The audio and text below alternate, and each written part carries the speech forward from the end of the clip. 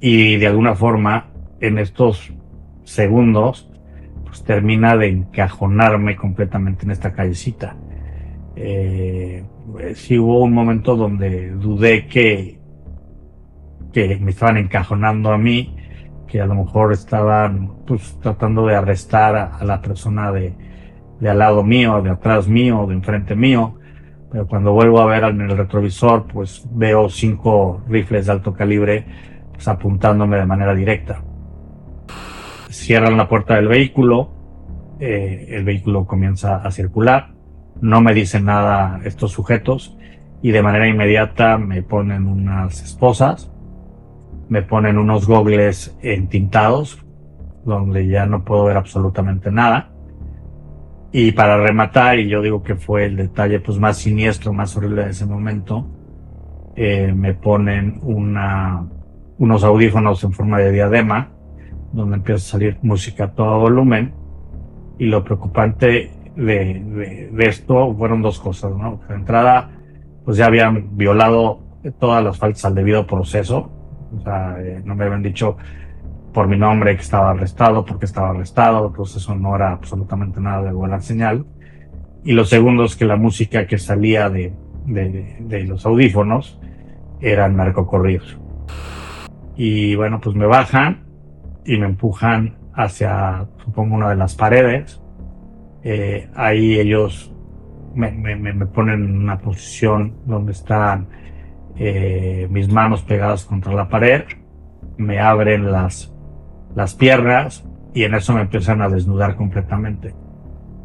Esto fue una sensación literalmente horrible. Nunca en mi vida pues me había sentido tan vulnerable y pues si no sabía lo que me estaba pasando, ahora por qué me estaban desnudando, ¿no? Y pues nuevamente la cabeza que estaba como a 3000 por hora, pues me dijo, oye, tal vez te van a violar o van a usar pero ¿por qué? Pues no tiene sentido, ¿por qué te están quitando la ropa, no? Segundos después, cuando asimilé dónde estaba, fue brutal, ¿no? Entraba en un cuarto sumamente pequeño, de unos 50 por 2, donde prácticamente si extendía las manos tocaba las paredes y si daba 3, 4 pasos, pues me encontraba con un muro. Al principio, por mucho tiempo, pensé que estaba pues, en una especie de cuartito diminuto, a lo mejor en un baño, un armario, algo, no sé, algo de una casa demasiado chico, pero luego supe que era una caja prefabricada, construida pues para mantener a un ser humano en cautiverio, ¿no? Y eso estuvo pues, como muy fuerte ya de aceptar, de asimilar. Alberto de la Fuente y de la Concha, un empresario y escritor originario de Puebla, padre de familia de 45 años, que ha vivido una experiencia que pocos pueden imaginar, y es que en su impactante libro La Caja, Alberto relata el episodio más oscuro de su vida, 290 días secuestrado dentro de una caja, donde la supervivencia era un desafío constante, con recursos limitados y sumido en la incertidumbre, Alberto enfrentó la desafiante situación creyendo que nunca saldría con vida. Sin embargo, su espíritu indomable y la determinación de compartir su historia con el mundo lo llevaron a escribir el libro de La Caja, y hoy nos comparte su historia de supervivencia y resiliencia. Hola, mi nombre es Alberto de la Fuente y de la Concha, tengo 45 años. Soy mexicano, concretamente nací en la ciudad de Puebla en 1979. Prácticamente viví ahí toda mi vida. Soy abogado de profesión, aunque realmente no lo ejerzo. Y bueno, me casé con una mujer extraordinaria hace un par de años que se llama Mariel.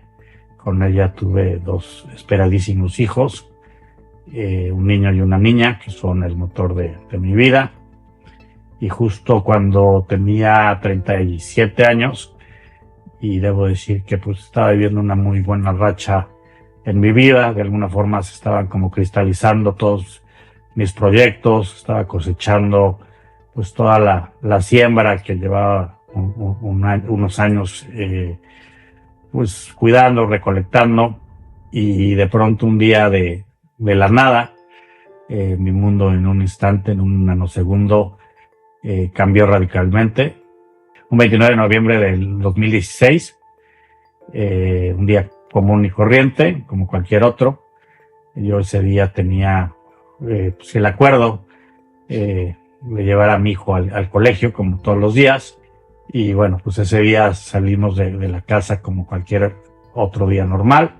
Ya íbamos un poco pues, con cierto retardo, por lo que olvidé realmente, para que no me cerraran las puertas del colegio, a mi hijo. Olvidé mi cartera, olvidé mis llaves, olvidé mi reloj. Prácticamente lo único que llevaba era mi celular.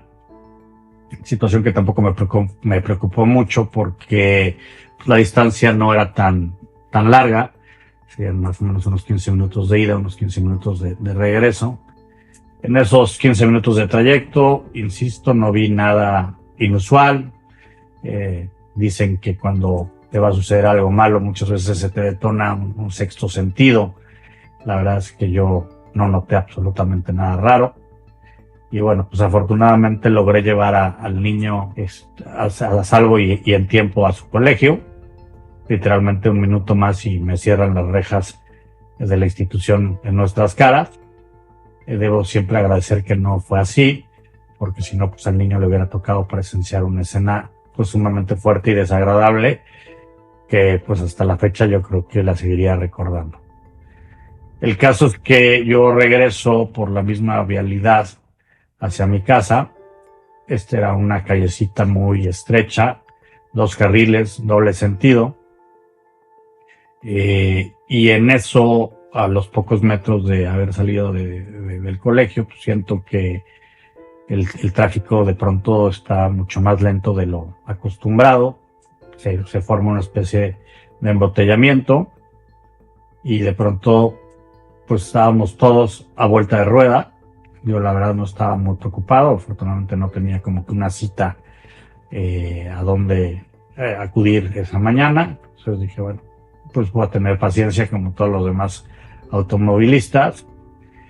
Y de pronto, después de estar así un par de minutos, vi al frente y vi a una camioneta en el contrasentido a mí, todavía a unos metros de distancia. Era una camioneta de la policía, con los colores corporativos, azul Rey, me parece.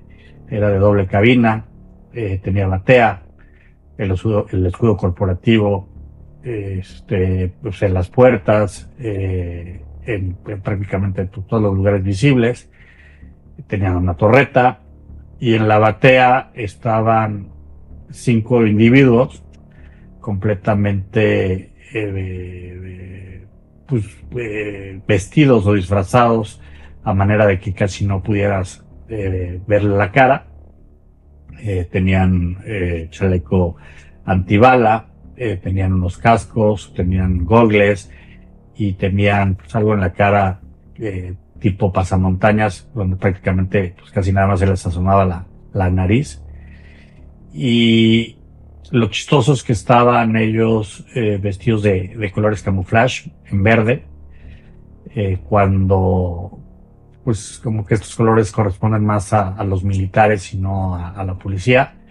En ese sentido, en ese momento debo de reconocer que no me llamó particularmente la atención, porque finalmente aparte pues yo no lo sentí como peligro. Finalmente ver este tipo de operativos es bastante común hoy en día. Entonces simplemente lo único que podría decirles que me llamó la atención es que estos 5 sujetos en la batea estaban como en posición de alerta. Es decir, no era un rondín pues, de rutina, como que algo me decía de que pues, tal vez iba a haber una redada, o tal vez iban a uno de los fraccionamientos aledaños, que había muchos, pues por algún capo de capos, por un maleante. Y hasta pensé, pues en una de esas me va a tocar ser espectador de una escena de película, ¿no? ¿Quién iba a decir que pues yo iba a ser el protagonista de esa escena? El caso es que así continuó un par de minutos, hasta que de pronto esta camioneta y la mía pues están casi de frente. Y cuando esto sucede, yo estaba pues, mirando mi celular, concretamente no recuerdo qué, perdiendo el tiempo, no estando con mis 5 sentidos pendientes de todo lo que estaba por acontecer.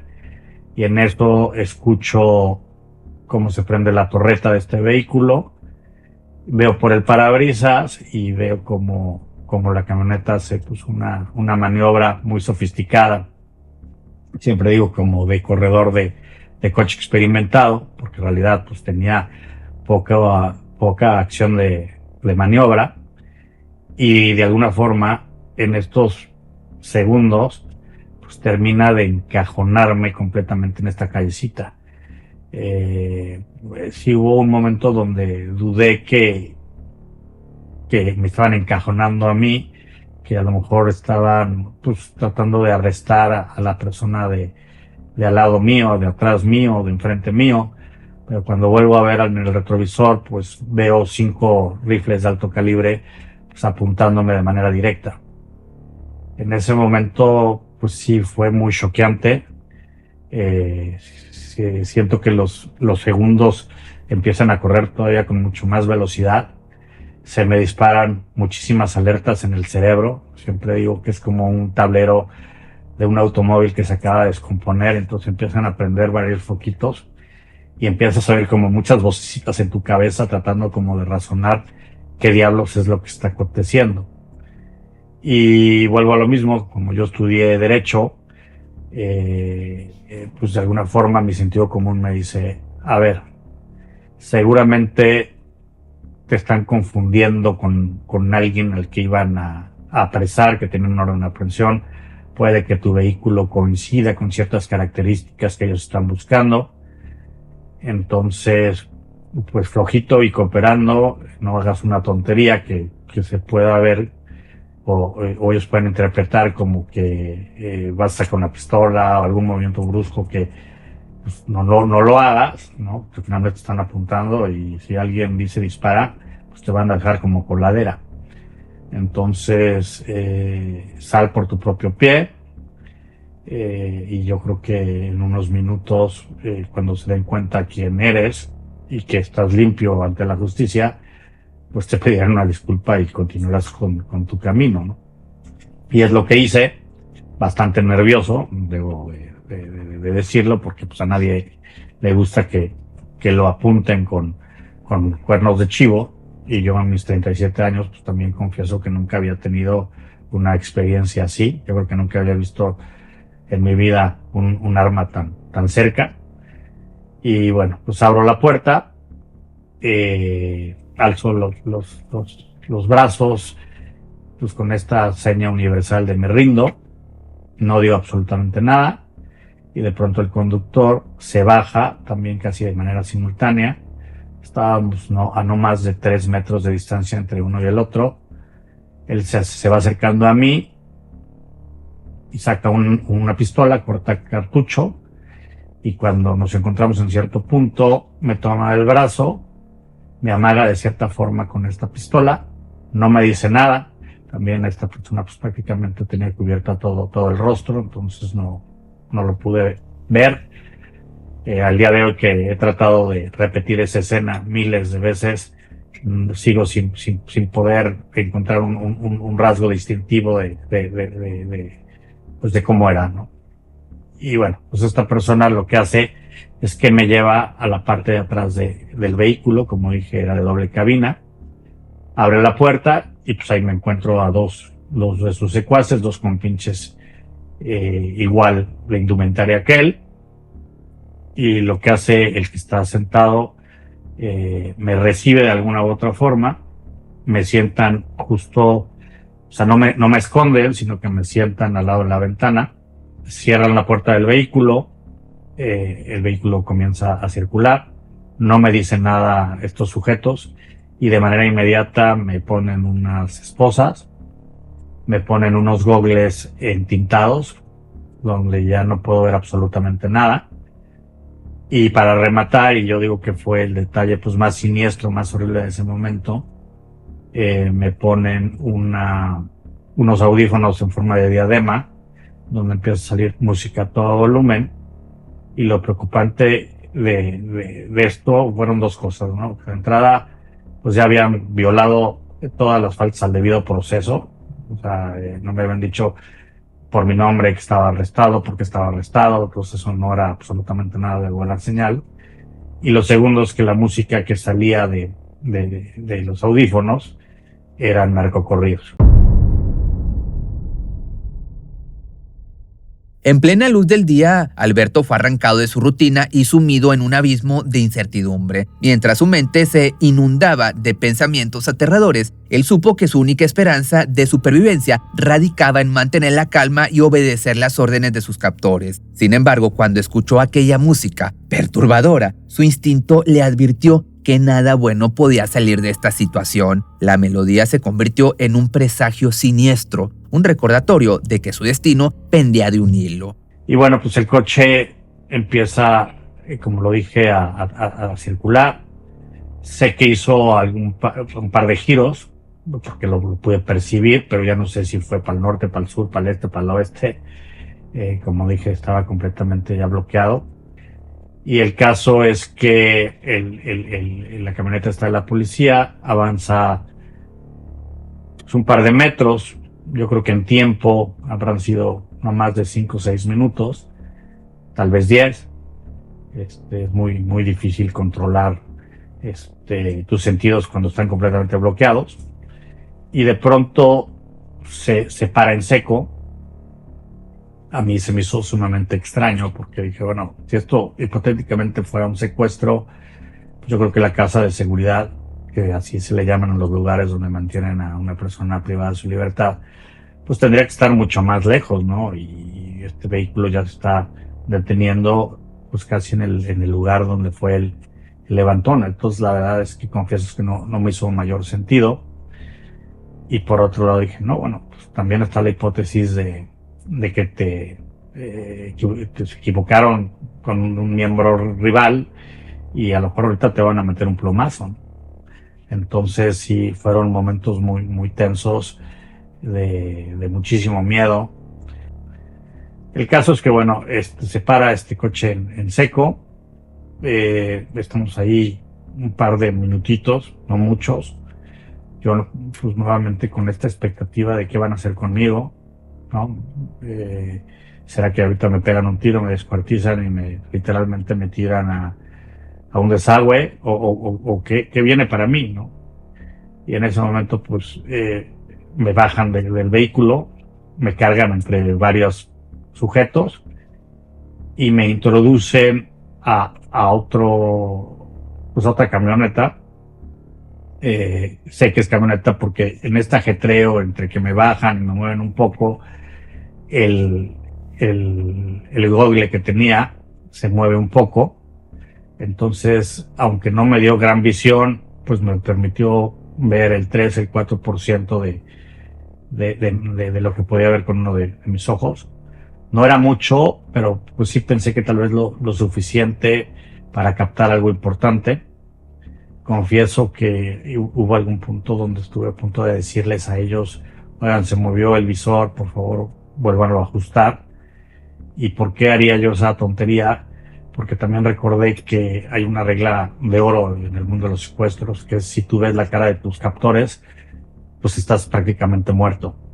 Y también recordé que la gran mayoría de las veces siempre hay una persona conocida de tu entorno familiar, de tu entorno laboral, es generalmente pues el que te echa, el que te señala, con la banda de secuestradores, ¿no? Entonces dije, imagínate que con este grado de visión que ahora tengo, pues pueda reconocer a alguien y de pronto pues se me salga es decirle su nombre de pila o algo, pues me estoy firmando mi sentencia de muerte.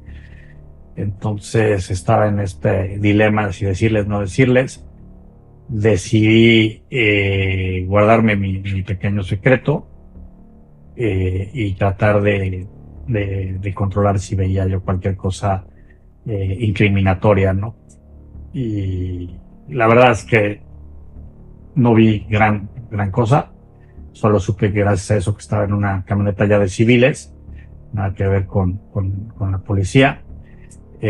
Los pude ver a ellos, pero solo en su ropa, y ya era ropa de gente común y corriente, ya no tenían ningún tipo de pues disfraz de militar o de policía. Lo que hicieron es que me pusieron en la parte de atrás del vehículo, ahí sí ya me acostaron y me taparon con, no sé si era una frazada, con una chamarra, algo así. Tenía un guardia vigilándome sentado al lado de mí, el que me tenía con una mano de manera constante en el cuerpo para evitar que yo me tratara de levantar o tratar de huir, lo que sea. Y se arrancó el vehículo. Yo seguía sin poder oír absolutamente nada porque seguía con las esposas, seguía con los audífonos, seguía con los gogles. Y así nos embarcamos hacia un destino completamente desconocido para mí, que habrá durado no más, yo digo, de 40 a 50 minutos. Me causó también mucha extrañeza que durante este tiempo, pues tampoco me intentaron decir nada, ¿no? Estos tipos. Entonces seguía para mí siendo una incógnita, pues, la razón de lo que me había sucedido. Yo creo que cuando ya estábamos a unos 20 minutos de llegar al lugar que me iban a retener, la persona que estaba al lado de mí me quita los audífonos y de pronto me hacen un interrogatorio muy rápido, muy breve. Realmente no pude ni distinguir el tipo de voz, si tenían un acento diferente, porque era muy puntual, muy imperativo, casi en monosílabas. Y recuerdo que me preguntaron cartera, como dije, pues ya no tenía, la había olvidado yo en casa, y lo único que me limité a decirles fue no traigo llaves. Pues afortunadamente lo mismo. Y pues digo, ¿por qué afortunadamente? Porque pues me hubiera dado muchísima ansiedad que estos malosos pues tuvieran las llaves de donde viven mi familia, ¿no? Y por último, me preguntó por un chip. Y sí, me hizo la verdad mucho ruido esta pregunta, como que no entendí por qué me preguntaban por un chip. En microsegundos procesé que se trataba de un chip antirrastreo, estos que pues, seguramente usan pues, los peces muy grandes, la gente supermillonaria. Yo vuelvo a lo mismo, nunca me sentí secuestrable, ni conocía a ningún amigo, conocido, familiar que tuviera algún tipo de esta tecnología. Entonces, bueno, pues un poco sorprendido, lo único que les dije es no chip, no chip. Y en ese momento me volvieron a poner los audífonos, volvieron a poner la manta y seguimos en el trayecto, ¿no? Y bueno, pues se imaginarán todas las cosas que no pensé en esos 40, 50 minutos que duró todo este show.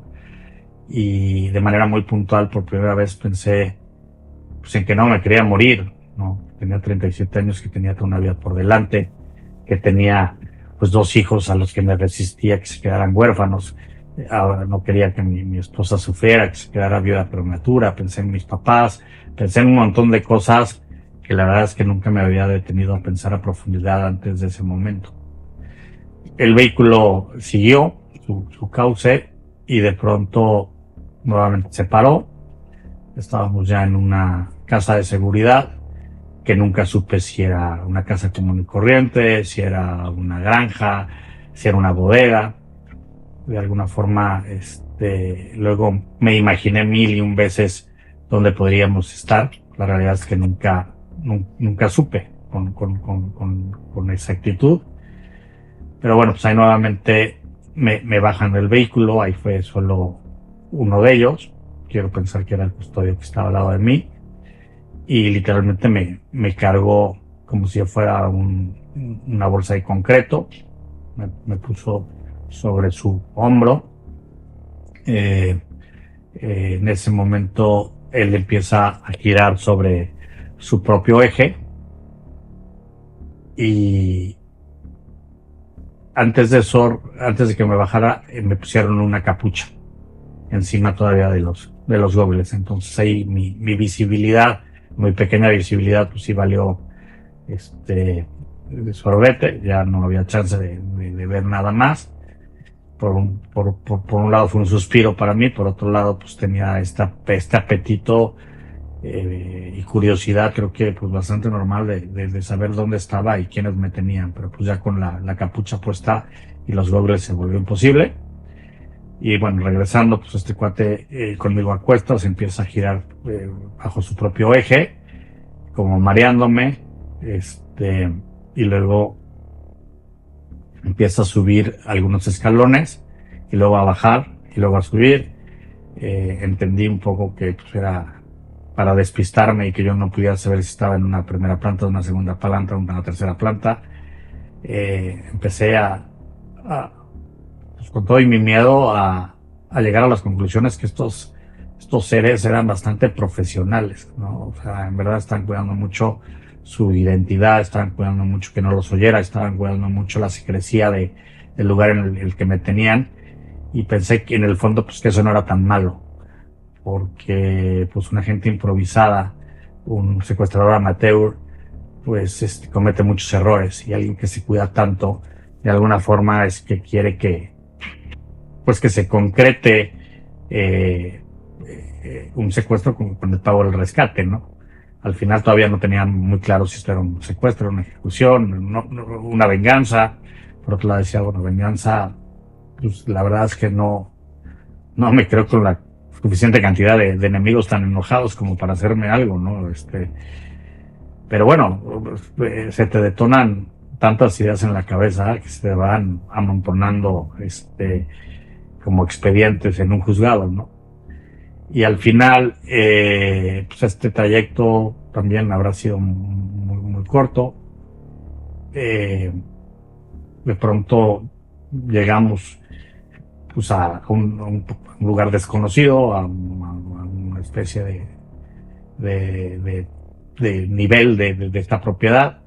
Se para esta persona en seco y de alguna forma yo escucho que desarman un tablero electrónico y cómo abren muchos cerrojos de lo que aparentemente es una puerta.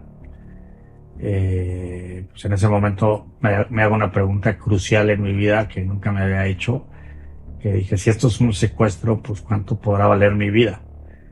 Y luego me contesté, dije, para el mundo, la verdad, pues que nada, 0.00 pesos. Para mi familia todo, ¿no? Entonces, fue muy duro pues tratar de procesar todo lo que se me venía, ¿no? Esta persona conmigo a cuestas se agacha y nos introducimos a un lugar que todavía no puedo ver, pero que infiero que por lo que él hace debe ser muy pequeño. Sin embargo, pues seguía yo la expectativa de cada 5 minutos saber qué es lo que va siguiendo, ¿no? Como que realmente no había un guión de nada. Lo que sí recuerdo es que este lugar, aunque yo estaba bloqueado de mis sentidos, pues se siente sumamente seco, había un olor muy peculiar, pero sobre todo hacía muchísimo calor. Se ve que llevaba mucho tiempo encerrado y era como un pequeño sauna. Y bueno, pues me bajan y me empujan hacia, supongo, una de las paredes. Ahí ellos me ponen en una posición donde están mis manos pegadas contra la pared, me abren las piernas y en eso me empiezan a desnudar completamente. Esto fue una sensación literalmente horrible. Nunca en mi vida me había sentido tan vulnerable, y pues si no sabía lo que me estaba pasando, ahora por qué me estaban desnudando, ¿no? Y pues nuevamente la cabeza, que estaba como a 3000 por hora, pues me dijo, oye, tal vez te van a violar o van a usar, pero ¿por qué? Pues no tiene sentido, ¿por qué te están quitando la ropa, no? Para esto ya me habían quitado las esposas, entonces lo único que tenía era la capucha y los gogles. También ya me habían quitado la música, lo cual fue un respiro, porque cuando te la estás pasando tan tan mal, pues estar oyendo esta música a todo volumen, pues lo único que me estaba haciendo era literalmente martirizando y triturando mis nervios. Pero en este inter que me están desnudando, empieza a sonar nuevamente la música, en este lugar que todavía no acabo de ver, todavía mayor intensidad. Inferí que probablemente venía de algunas bocinas o algo, y era pues este mismo repertorio horrible de narcocorridos a todo volumen, ¿no? Incluso yo siempre digo que mucho más alto que lo que yo pudiera haber escuchado en cualquier antro. Y bueno, pues uno de estos personajes me empieza a catear, cosa que nunca entendí porque, bueno, pues yo estaba completamente desnudo, no es como que iban a encontrar una navaja o una pistola escondida en algún lugar, sobre todo porque todo pues, estaba visible para ellos, y de todos modos pues, no importó, revisaron cada centímetro de mi cuerpo, y cuando terminaron sentí como que empezaron a restregarme o embarrarme un aparato extraño, emitía un sonido como de bip, bip, bip. Al principio como que no captaba qué era, y luego me acordé de la famosa pregunta en el camino que era de que si yo tenía un chip. Entonces dije, seguramente es un detector de metales parecido a estos que pues, utilizan en los aeropuertos, y efectivamente pues, estos locos están buscando que yo tenga un chip.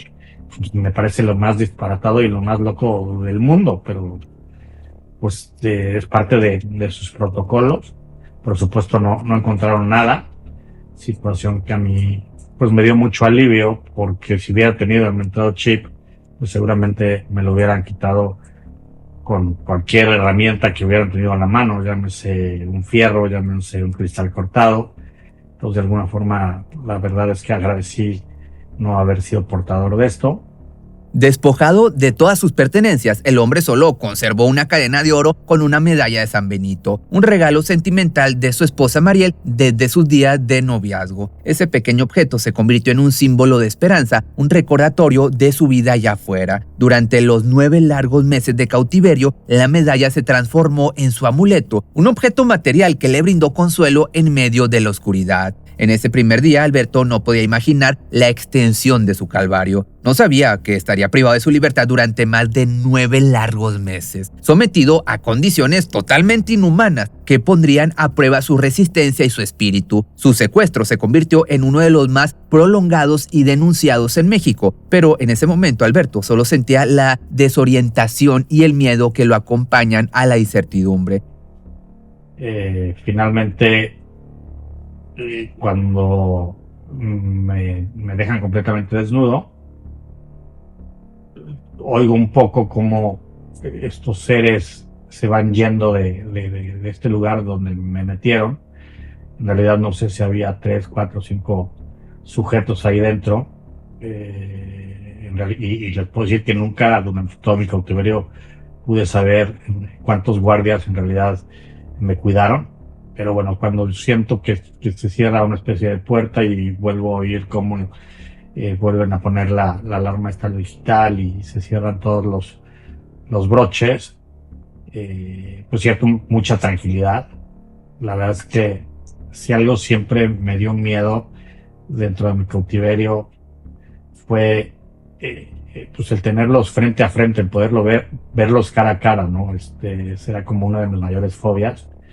Digo, por supuesto los vi en el momento del levantón, pero los vi pues, completamente cubiertos. Entonces tenía muchísimo miedo de cuando se iba a presentar pues este intercambio ya tete a tete entre el prisionero y los malos, ¿no? Pero bueno, pues ellos salen, yo seguía con la capucha puesta y con pues mucha incertidumbre de ahora qué sigue. Tampoco me han dicho que es un secuestro o que es una venganza. Sigo con las mismas preguntas de hace hora y media. Y la realidad es que hacía, como lo dije, muchísimo calor en este lugar.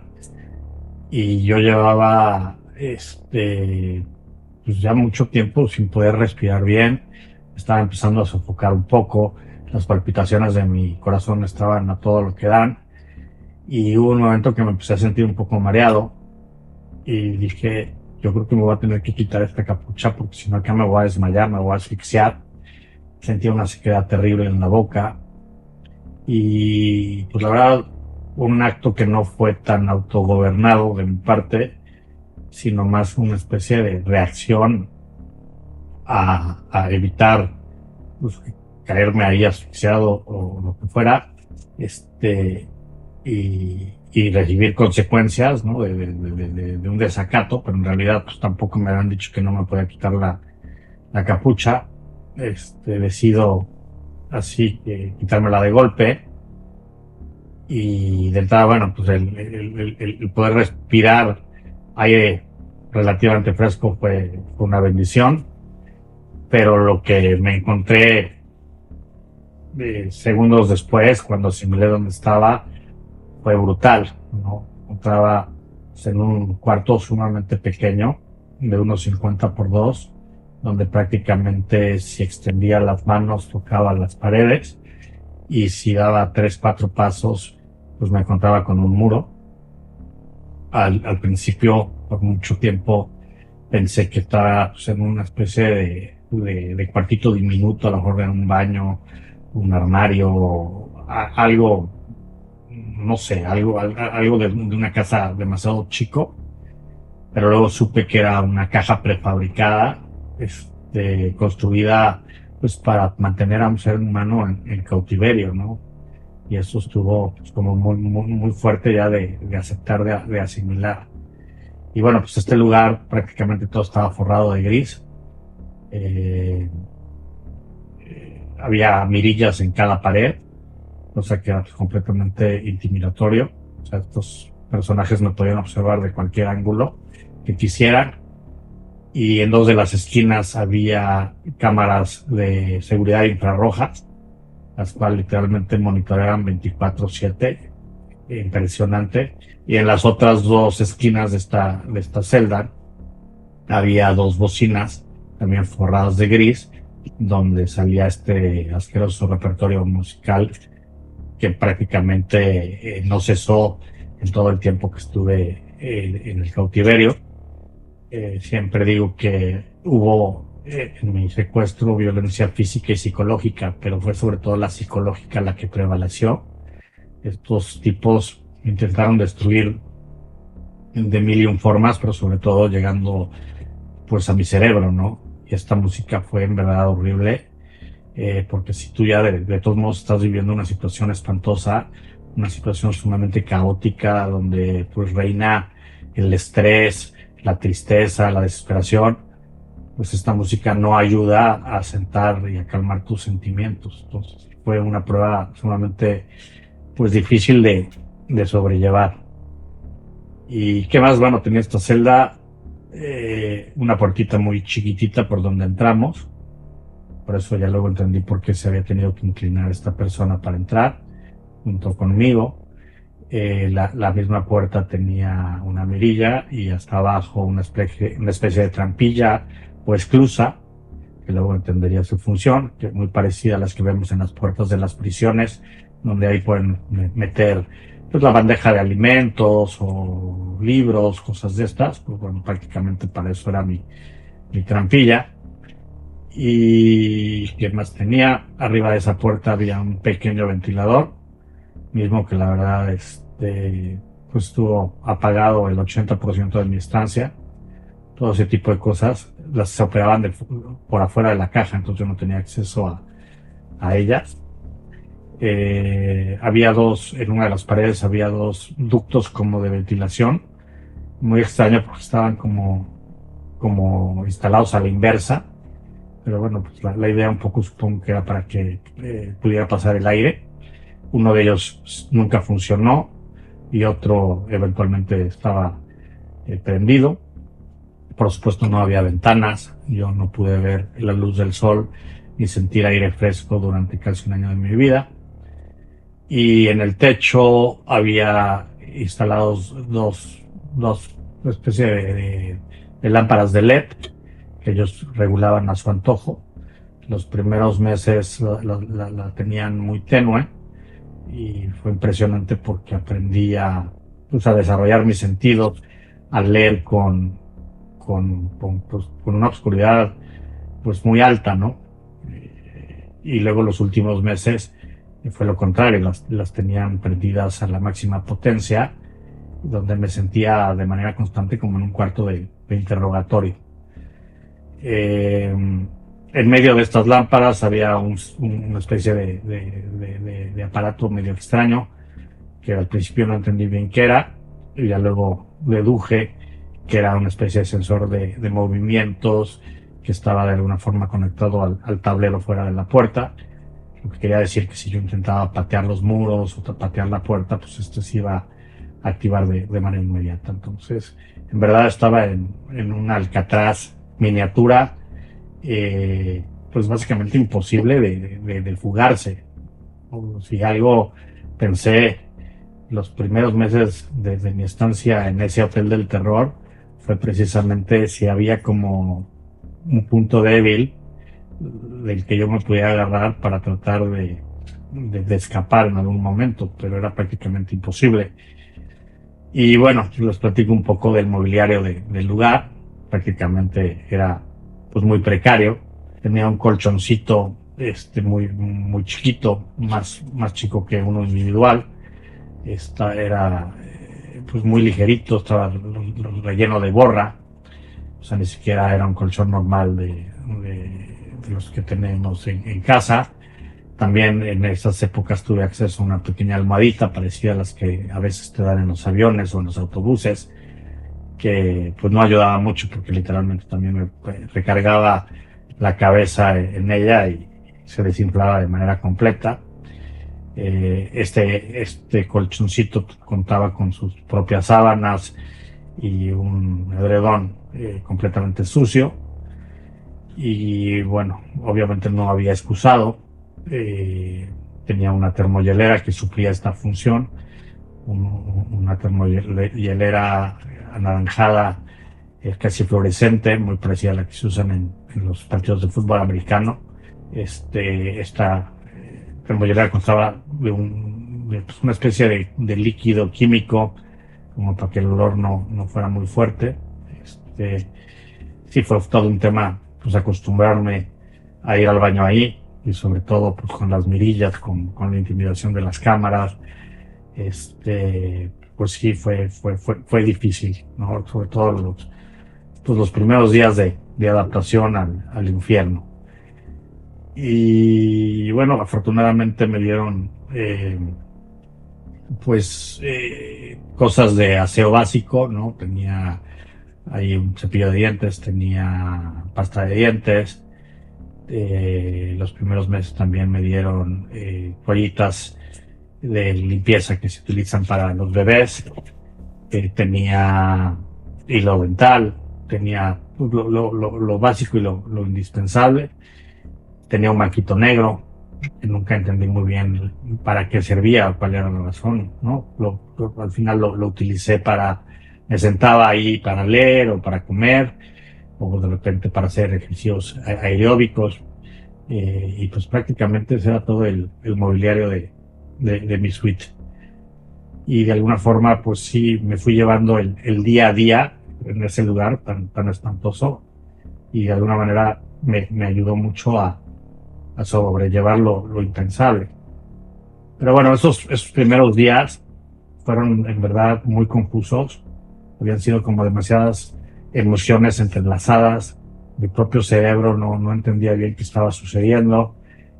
Prácticamente pues no dormí porque pues, estaba martirizado por esta música de manera constante. Las ideas en la cabeza eran completamente corrosivas.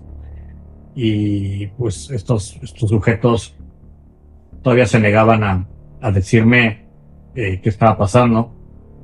Incluso pues, después de haberme cateado, no se habían apersonado físicamente en la caja. En esos días pues, solo me metieron comida por la trampilla. Entonces, sí, yo digo que de todo mi cautiverio fueron días sumamente difíciles. El tercer o cuarto día, supongo, porque tampoco tengo la certeza, Eh, y yo de haberme estado conteniendo y conteniendo y conteniendo, pues todo este miedo, toda esta frustración, de pronto por la trampilla metieron un comunicado, eran un par de hojas escritas increíblemente a computadora, lo que quiere decir que pues estos sujetos cuidaban mucho su proceder, como ya lo había dicho, entonces para que yo de alguna manera no pudiera fijarme en su caligrafía, y si tiempo después a lo mejor alguien me presentara documentos escritos a mano, pues yo no pudiera decir sí, se parece mucho al de mis captores o no. Entonces pues fue pues otra cosa que hicieron muy profesional, que con el tiempo me fue dando tranquilidad, ¿no? Y lo primero que leí en la primera hoja fue: señor Alberto, esto es un secuestro y pediremos a su familia una cantidad que sabemos que ustedes pueden solventar. El leer señor Alberto me disparó pues muchos sentimientos, evidentemente. Eh, Ahí supe que no era una confusión, que sí iban directamente por mí, independientemente que yo me sintiera secuestrable o no secuestrable, pues ellos habían hecho un trabajo para casar a Alberto de la Fuente, era eso ya más claro y obvio. No había un par de hojas adicionales, me dieron un reglamento que era prácticamente pues eran 10, 11, 14 puntos, no recuerdo con exactitud, de todo lo que no podía hacer ahí dentro. Prácticamente no podía gritar, no podía tratar de escapar, no podía tratar de mirar afuera de la caja, que virtualmente era imposible, no podía patalear, en fin. Y luego había otras hojas que eran reglas de convivencia de alguna forma con los custodios, y todas estas me dijeron que me las tenía que aprender de memoria. Eso sí, fueron muy puntuales en uno de sus comunicados, donde me dijeron que pues, ellos en teoría no mataban ni torturaban, pero también hacían muy claro o hacían mucho énfasis: salvo que mi familia fuera y hiciera una estupidez que pusiera en riesgo la negociación, o que yo ahí dentro pues, hiciera también una tontería, entonces que ellos ahí sí no se tocarían el corazón y procederían a hacer lo que estimaban conveniente. Entonces como que de alguna forma me tranquilizó, pero por otro lado pues, dejaban la puerta abierta de que si había cualquier desacato, pues ellos iban a responder con violencia. Y por último, me dijeron que iban a hacer un cuestionario, que obviamente que ellos ya conocían todas las respuestas, que no me pasara de listo, pero que pues yo contestara con la mayor sinceridad posible, y que si no lo hacía, pues se iban a dar ellos cuenta. Para esto me entregaron una libreta, porque el cuestionario también iba a ser escrito a computadora.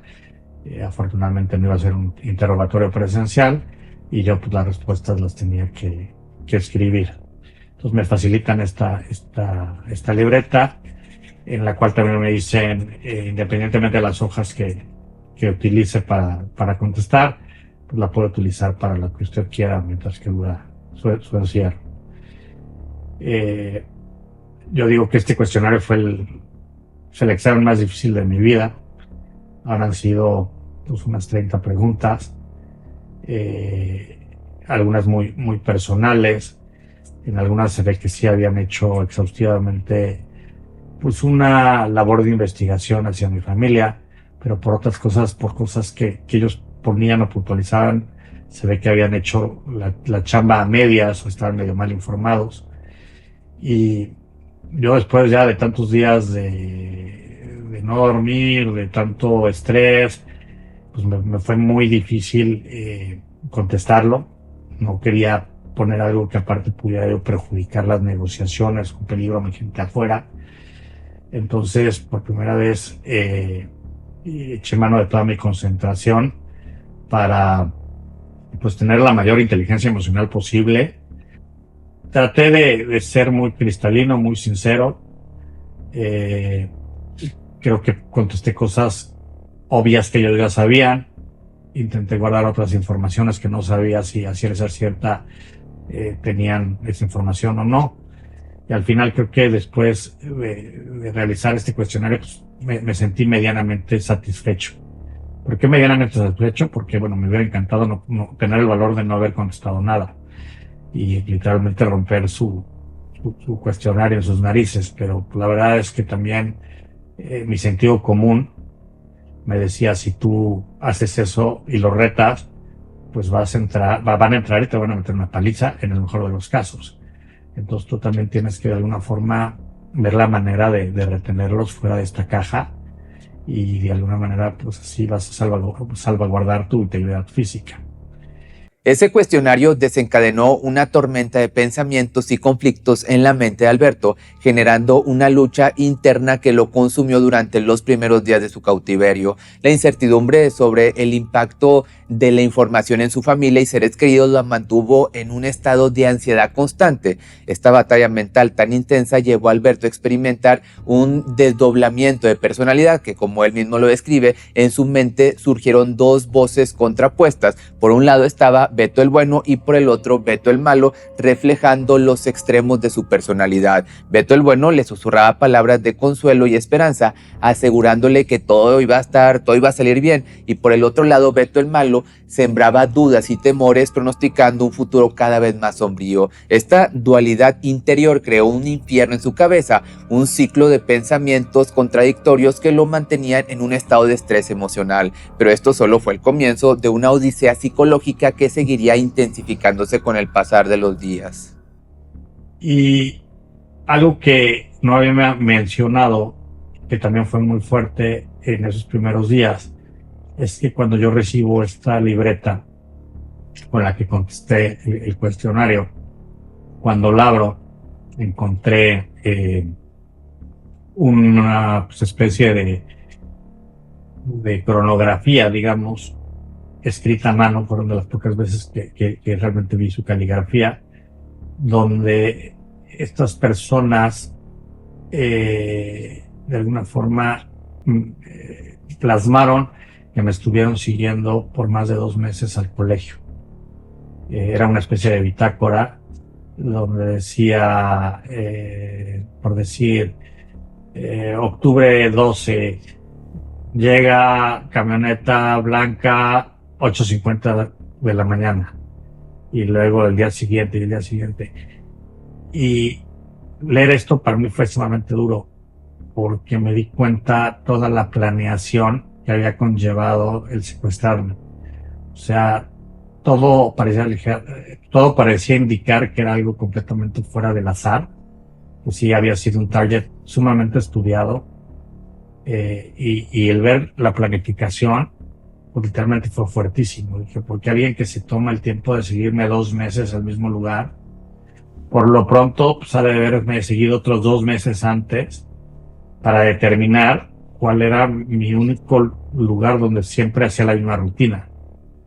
Y luego si se tomaron todas estas molestias y gastos en hacer este operativo tan hollywoodesco afuera del colegio, luego tenerme preparada una caja para mí, estar aquí dentro, pues esto requirió pues muchas características, mucho dinero, mucha preparación. Y si yo creía que esto se iba a resolver en breve, pues esto probablemente vaya para largo. Y es cuando traes la palabra, pues para largo, ¿cuánto, no? 1 mes, 2 meses. Entonces fue algo muy fuerte de lidiar, porque, a ver, yo podía aguantar ahí pues, un par de días, ya máximo un par de semanas, pero no estaba en mi meta ni siquiera 1 mes.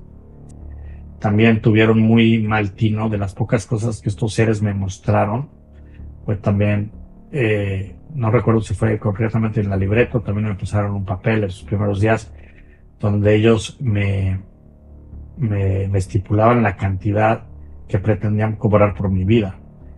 Y yo esa cifra en verdad nunca la había visto. Fue algo para mí fuertísimo. Si yo ya andaba bastante desmoralizado y de capa caída, leerla, yo siempre digo que fueron los clavos que terminaron de cerrar el ataúd.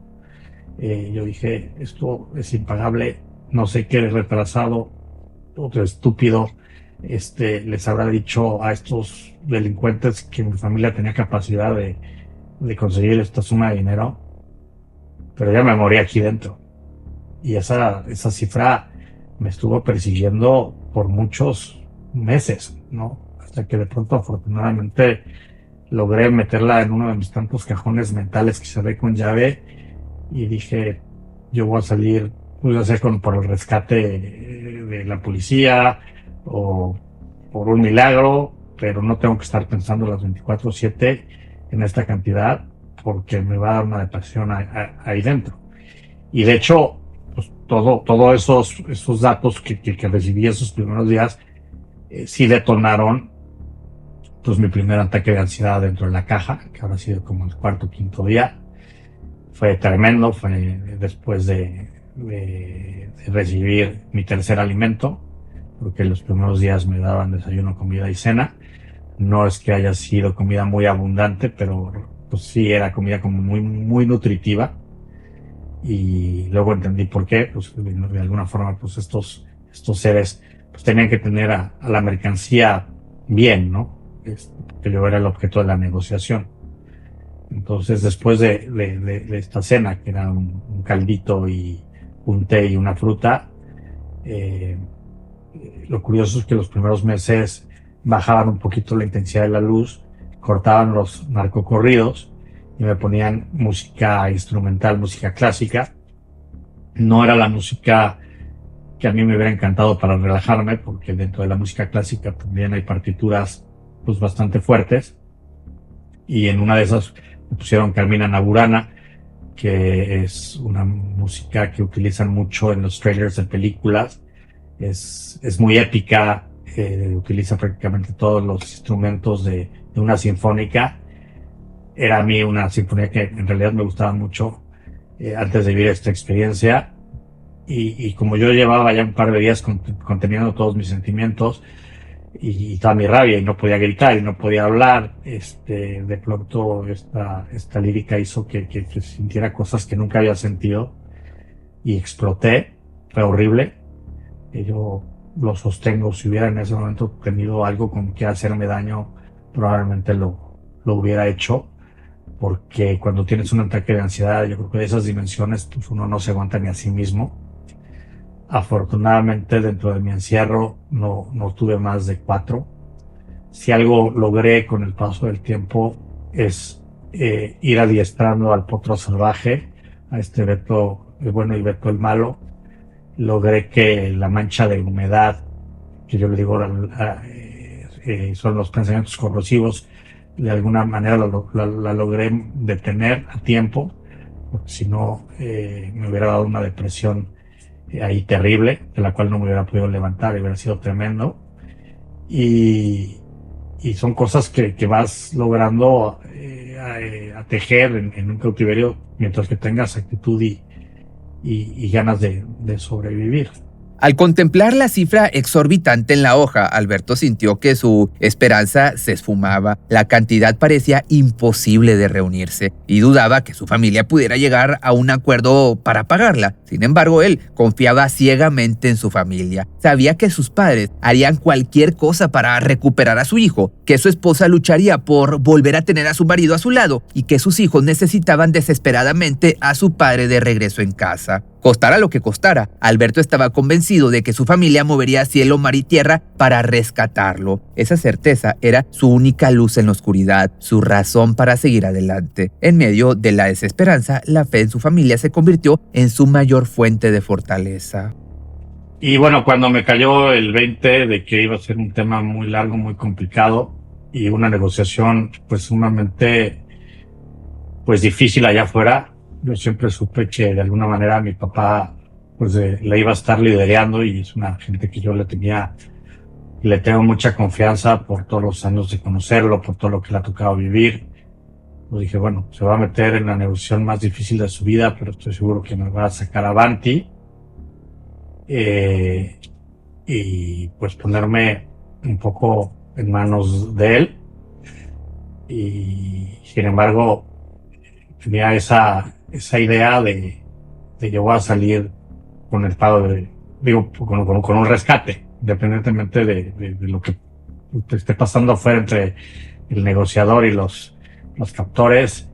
Estoy seguro que cualquier noche viene un comando SWAT y me van a sacar de aquí vivo. Creo que fue de las cosas con las que más me alimenté mi esperanza y mi expectativa. Y pues iban pasando los días, las semanas, los meses y no sucedía esto. Y hubo un momento que tuve que enfrentar mi realidad, independientemente de esta aceptación que ya había llegado, porque a ver, estamos en México, ya estás grandecito para creer en los santos reyes, nadie absolutamente va a venir por ti, y pues tienes que trazarte una metodología de sobrevivencia o supervivencia para soportar esta prueba tan cañona. Y me senté un poco a meditar, a conectar conmigo mismo, y me dije, pues en mi Google mental, en todas mis experiencias de esta vida pasadas, pues debo tener cierta información que me resulte útil para sobrellevar este encierro tan infame. Y la primera cosa que me pregunté fue, bueno, ¿a quién conoces que haya sufrido algo así? Y así me pasaron un par de nombres, hasta que me acordé de este personaje que él había estado 257 días en los años 90. Yo no lo conocía personalmente como amigo, pero había tenido como que la suerte unos años antes de mi propio secuestro de oírlo en una conferencia. Entonces me volví a replantear la pregunta. Dije, a ver, no es importante quién haya sufrido un secuestro, porque lo importante es de las personas que te acuerdas, cómo fue que reaccionaron ante esta prueba, qué fue lo que hicieron para sortear esta soledad tan horrible, cómo lo hicieron para no volverse locos, para que no les diera depresión, para salir fuertes. Y este arquitecto, se llama Bosco Gutiérrez Cortina, pues era como el mejor ejemplo, porque había escuchado su charla, su conferencia. Él había estado 257 días, cosa que se me heló la sangre, que yo no hay manera de que esté 257 días bajo estas condiciones. Y este hombre, pues sí es extraordinario, porque pues, logró hacer cosas pues de superhéroes, ¿no? Y entonces empecé a tratar de acordarme de su vivencia, de lo que había dicho. Al principio me fue muy complicado, hasta que pues logré nuevamente concentrarme a mi 1000%. Y entonces empecé a sacar extractos de la plática. Ni siquiera me acordaba de él cómo era físicamente, pero recordé que él de alguna forma me había regalado algunas herramientas que yo le llamo los pilares de Bosco. Y la primera era: agárrate y encomiéndate a Dios. Yo de alguna forma ya había hecho ese paso antes, pero dije, sí, por supuesto, Dios va a ser mi salvavidas, me voy a aferrar de él.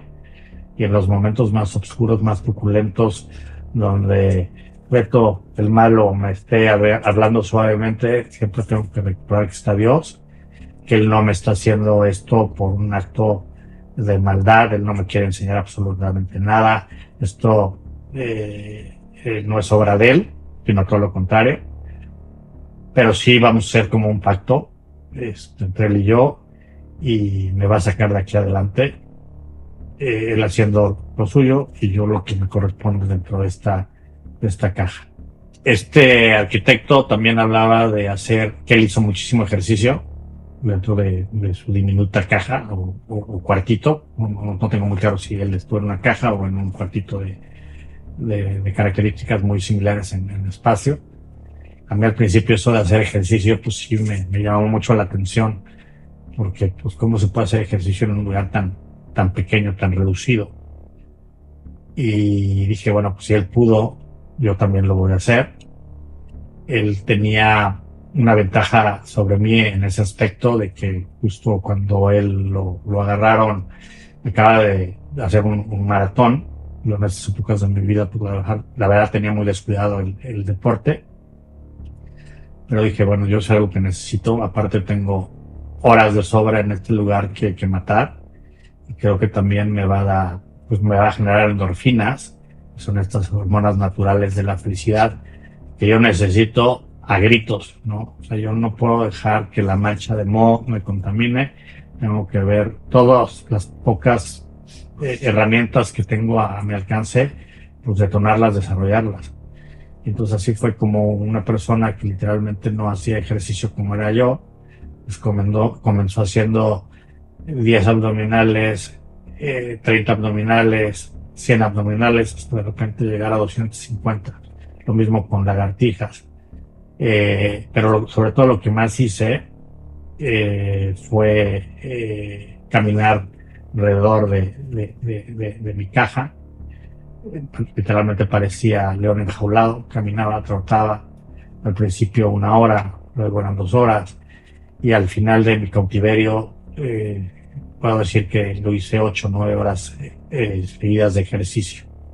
Y la tercera cosa que este arquitecto sabiamente dijo de alguna forma fue: no canalices todo tu odio y tu energía en la venganza, en el odio, en querer hacerle daño, o sea, a estos seres que te están destruyendo la vida. Ahí te vas a drenar y tú tienes poca energía y la tienes que capitalizar muy bien. Entonces utilízala para pues pensar qué son las razones de tu vida, por qué quieres tú salir de aquí, no solo con vida, sino bien física y espiritualmente. Y pues la verdad me hizo en ese momento mucho sentido. Dije, mira, sean quien sean estos seres que me tienen cautivos, pues ya será Dios o el karma que los que en algún momento los ajusticien, pero yo voy a concentrar todo lo que tengo, todo mi motor, toda mi fuerza, todas mis energías, todos mis pensamientos positivos en salir por mis hijos, por mis papás, por mi esposa, por mis amigos, y así de alguna forma lo hice. Con el tiempo yo fui desarrollando otras metodologías mías, otras herramientas mías, y algo que fue muy interesante fue que en algún punto me hice el planteamiento de, bueno, si tú quieres vivir y salir de aquí y recuperar tu libertad, solo lo quieres hacer por tu familia, por la gente que te quiere, pero ¿qué pasa con tu amor propio, contigo mismo? Y pues me contesté, claro, pues si yo me quiero y yo tengo muchos proyectos inconclusos y yo quiero recorrer el mundo y yo quiero morirme de viejito fuera de esta caja. Entonces yo siempre he dicho que en esa caja redescubrí nuevamente el amor propio, y hoy me entiendo como mi principal motivación y me pongo siempre como primera persona, y entendí que para amar a los demás primero te tienes que amar a ti mismo. Entonces fueron cosas como que se fueron dando durante ese encierro que me permitieron lidiar el día a día. El autor de Los Pilares, Bosco Gutiérrez Cortina, un arquitecto, vivió un infierno muy similar. Y es que el 29 de agosto de 1990, Bosco asistió a misa en una parroquia cercana a su hogar. Al salir fue interceptado por varios sujetos armados que lo golpearon en la boca con la culata de un arma. Con engaños, los secuestradores gritaban droga para hacer creer a los demás que se trataba de una detención legal. Luego lo metieron a un coche, lo desnudaron y lo encerraron en un cuarto diminuto de 1 metro por 3. Durante 250 días, Bosco estuvo privado de su libertad, esperanzado en salir de esa situación desesperante. Pero lo más sorprendente es que su experiencia fue casi idéntica a la de Alberto. Ninguno de los dos vio el rostro de sus captores ni escuchó sus voces. La similitud entre ambos casos es escalofriante. Cada día la esperanza de vernos prontito. Me han cuidado muy bien, como verán, con cambio de ropa, aseo y 3 comidas muy buenas y sanas. Estoy muy bien de salud. Pues así me la llevé durante casi 4 meses, donde prácticamente no había interacción con ellos, yo no los veía. Dentro de su reglamento, ellos claramente estipularon que ellos cada vez que necesitaban entrar a la caja, tocaban 3 veces. Yo me tenía que ir a una de las esquinas de la celda, poner una capucha, extender las manos, y ellos entraban pues ya fuera a cambiar el agua de la termohielera o hacer alguna otra cosa. La verdad es que ellos mismos no les gustaba, yo creo que, o tenían instrucciones de no estar mucho tiempo dentro. Entonces, durante 4 meses fui un preso modelo, literalmente cumplí a cabalidad todas las reglas que me dieron. Durante 4 meses no hablé ni en voz alta ni en voz quedita, literalmente estuve mudo, ¿no? Hoy se dice, me verán muy valiente, pero también puedo decir que los primeros meses era un ratoncito muriéndose de miedo, que básicamente a veces los oía afuera de la caja y me iba a un rincón y me ponía en posición fetal. Hice pues todo lo que me pidieron y así convivimos un cierto tiempo en tranquilidad. Digo, me tenían encerrado, me tenían privado de ver a mi familia, me tenían con esta tortura musical, pero por lo menos no habíamos llegado mucho a la interacción física. Pero después de estos 4 meses, se ve que un poco yo desesperado, también un poco envalentonado, pues empecé, y preocupado también por perder mi voz, pues empecé a platicar conmigo mismo en una voz muy bajita. Primero balbuceaba como bebé, luego empecé a decir pequeñas oraciones, hasta que hubo un punto que ya tenía largos diálogos conmigo mismo o con Dios. Por supuesto, en estos diálogos nunca trataba de decir cosas importantes porque yo mismo no sabía si me estaban oyendo afuera de la caja, si había micrófonos en la caja. Ese nivel era la paranoia. Y con el tiempo pues vi que no había mayores consecuencias, entonces fui subiendo la intensidad de la voz, hasta que se ve que de pronto fue ya muy alta y pues empezaron ellos como a enojarse. Primero me golpeteaban en la caja, pero de ahí no pasábamos y yo seguí toreándolos de alguna forma, provocándolos, al punto que ¿cómo se llama? Me prendieron un día una sierra eléctrica fuera en la caja, que fue horrible. También un aparato de electroshocks. Y vi que no pasaban de ahí, ¿no? O sea, finalmente como que era mucha tortura psicológica, pero veía, bueno, se ve que hay instrucciones de que no me pueden pegar.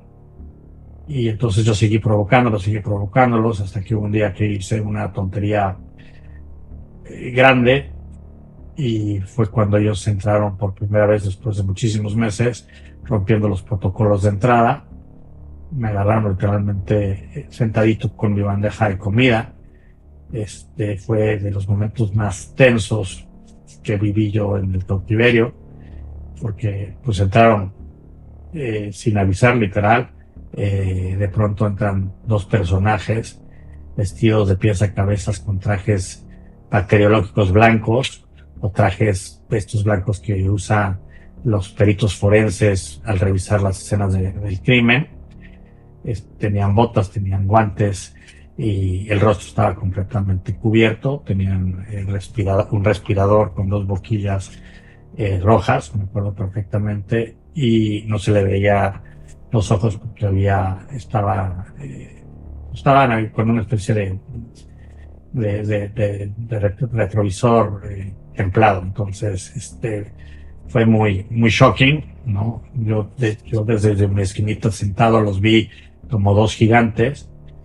Por supuesto no me dijeron nada, nunca hablamos, pues era parte de la mecánica ahí dentro, y se me dejó venir uno de ellos y me metió una golpiza que nunca me habían dado literalmente en mi vida. Ya no lo comenté, pero a mí me quitaron desde el día 1 mi ropa, me dieron una especie de uniforme carcelario, para no variar, también de tono gris, y pues me lo destrozaron, ¿no?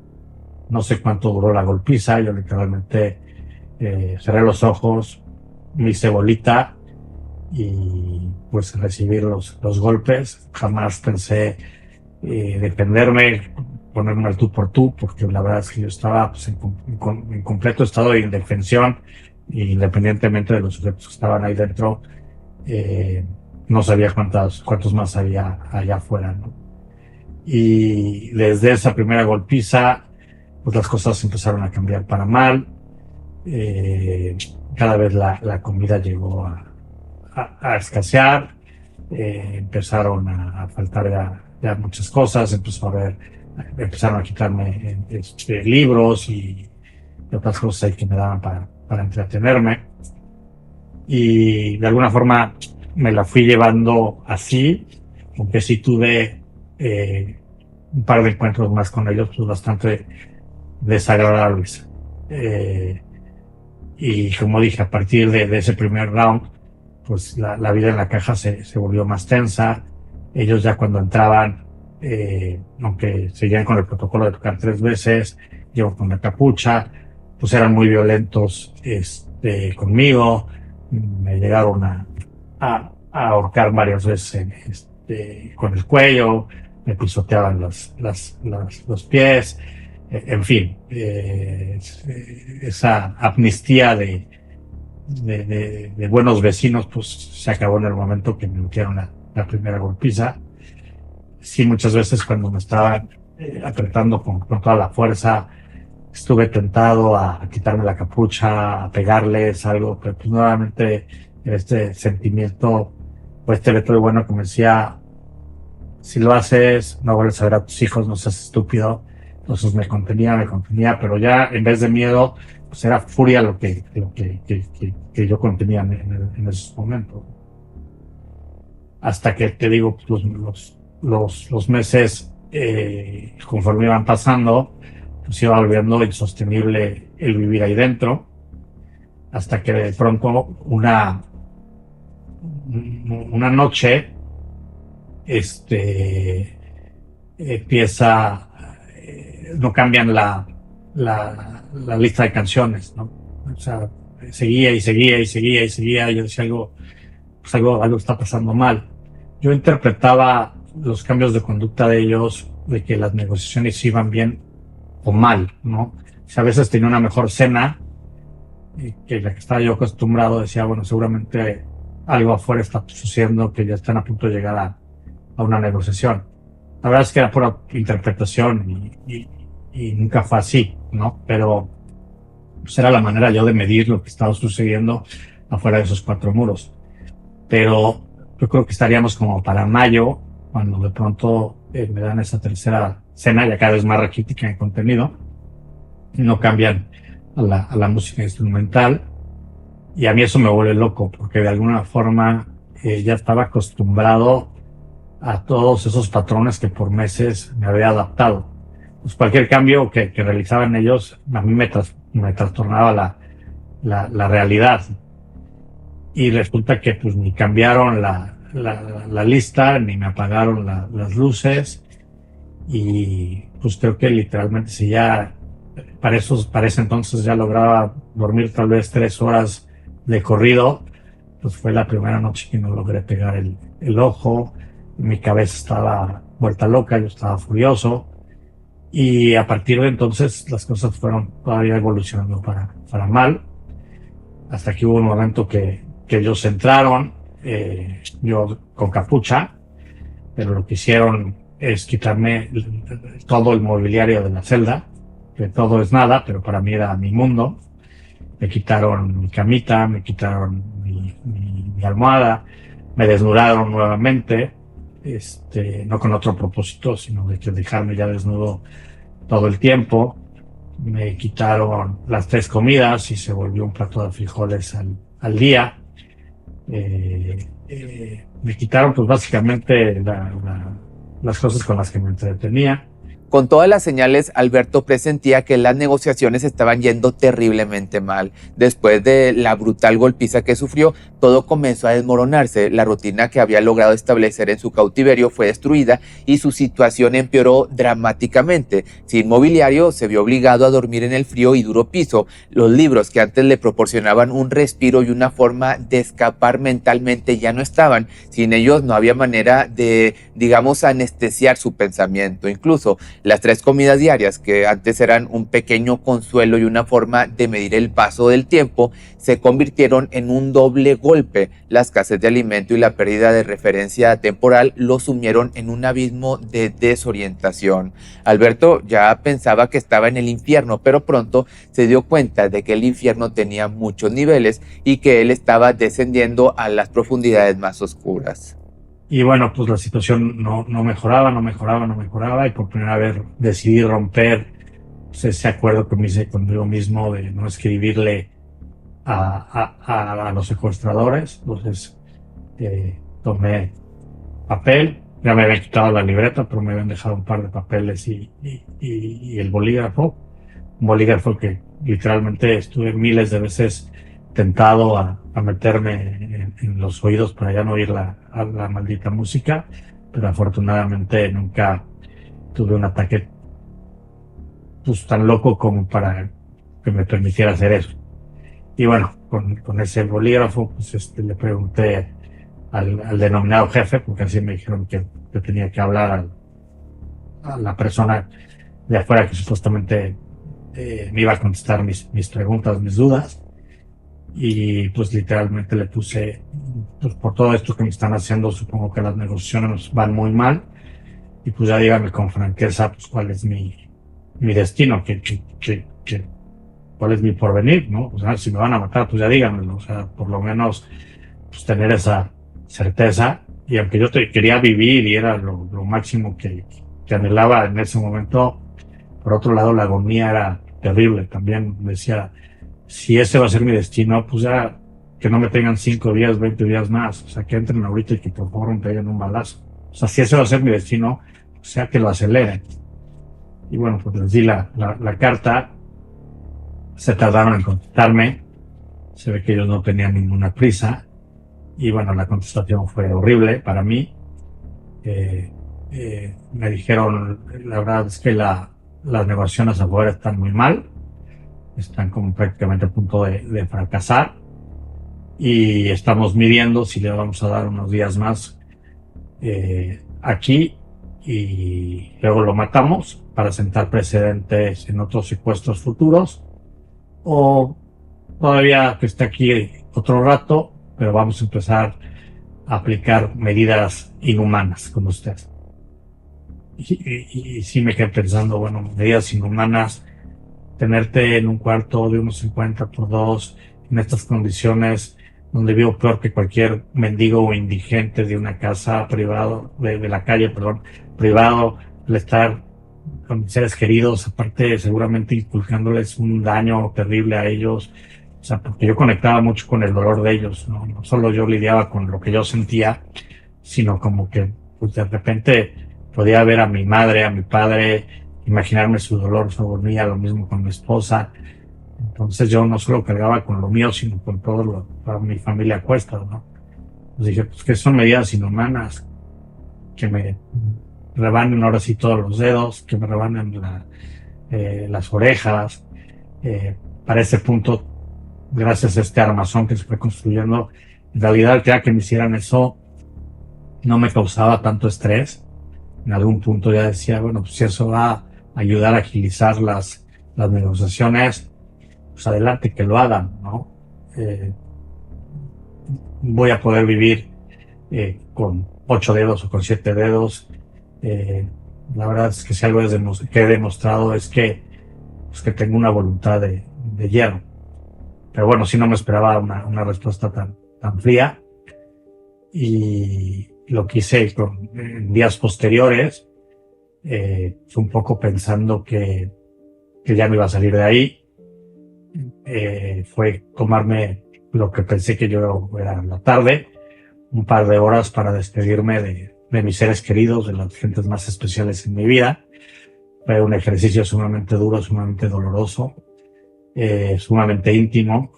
Ni siquiera eso que les dije a mis seres queridos lo comparto en el libro. Quise no caer como en una despedida de enojos. En la caja tuve toda la humildad de pedir perdón por todas las cosas que pude hacer hirientes en mi pasado, sobre todo con la gente que quiero, pero también perdoné de todas las cosas que pues me pudieron haber hecho también para herirme a mí, ¿no? Entonces, yo digo que fue un ejercicio bien fuerte, como de constelar, ¿no? Con la gente importante en tu vida, y como que dejé de ir, pues muchos enojos, muchas frustraciones que había de alguna manera cargado desde mi infancia. Cuando llegué con mis hijos, esas despedidas fueron brutalmente fuertes, sobre todo con mi bebé, que cuando me sucedió esto, como dije, tenía un añito cumplido. Para ese entonces ya tendría como un año, 8 meses.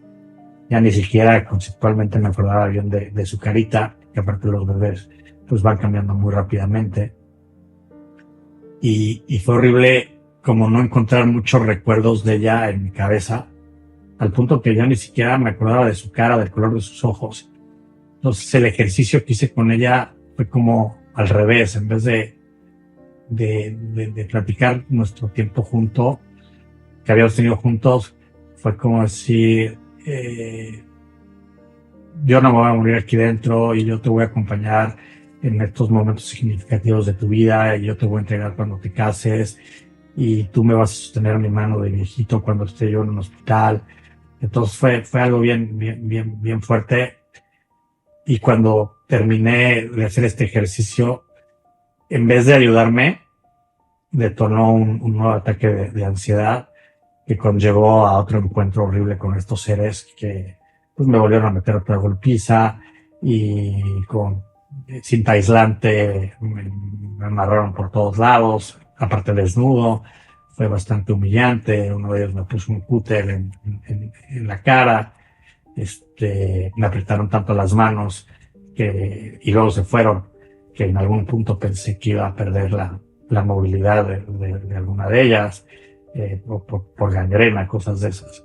Los días se arrastraban lentamente y el futuro parecía cada vez más sombrío. Alberto había aceptado su suerte y se había despedido mentalmente de su vida anterior, resignado a enfrentar su destino trágico. Sin embargo, había una herida que no cesaba de doler: la incertidumbre sobre el estado de su familia. La falta de noticias sobre sus seres queridos era un peso que lo aplastaba. Y así, en medio de su oscuridad, un día llegó una noticia inesperada de parte de sus secuestradores. La espera había sido interminable y la ansiedad había consumido su alma.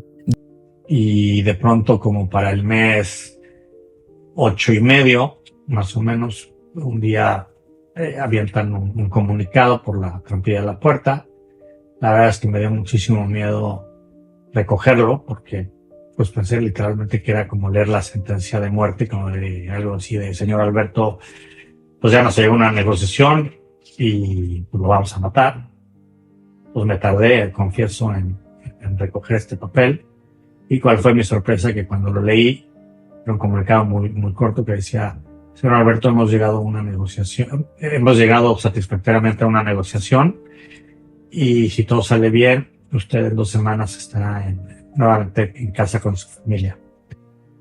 Y pues yo para ese momento ya estaba tan anestesiado emocionalmente con esta coraza de hombre indestructible, sin poder llorar, que mi reacción yo creo que los ha de haber sorprendido mucho a ellos, como me sorprendió a mí, porque pues cuántas veces me imaginé hipotéticamente que se fuera a dar ese momento. Y cuando ya pensé literalmente que no se iba a dar, y que yo ya había hecho las paces con el mundo, con la gente que quería, con Dios, y ya estaba tranquilo que si me moría me iba a ir en paz, de pronto se abre pues esta ventanilla, esta ruta alternativa que yo ya no veía venir. Y literalmente, siempre lo digo, fue como haber leído el recibo del gas. Incluso creo que me salió 1 o 2 pequeñas lagrimitas, no más. Y bueno, pues en ese momento fue pues esperar esos 15 días para que se cumpliera este proceso de liberación, que también ellos en algún punto, y con su tradicional método de mandar todo por escrito, me dijeron y me hicieron saber que era el momento más delicado de toda la operación, porque si mi familia, en el momento que se diera el dinero, intentaba capturar al grupo de secuestradores que iba a recibirlo, pues yo prácticamente estaba muerto. Y aparte de eso me llamó mucho la atención porque yo ya sabía de las películas o de algún libro que yo había leído sobre el tema, es que los secuestros de alguna forma y los pagos se daban en el mismo momento, ¿no? O sea, tú llevas el dinero, el secuestrador lleva a la víctima, se cruza el tema y se libera a la persona secuestrada.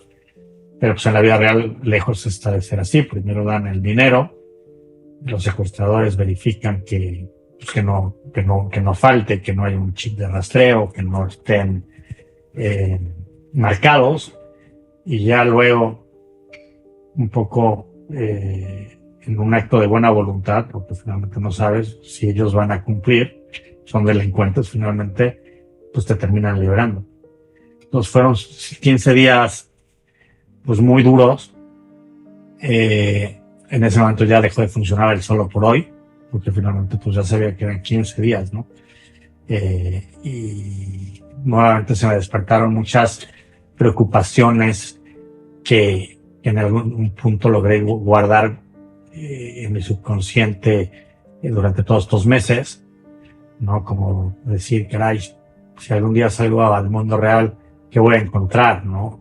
Perdimos todo el patrimonio, o de alguna forma pudieron defender algo, estarán de salud bien mis papás, o a lo mejor alguno de ellos, pues con tanto tiempo y tanta preocupación, pues no aguantó.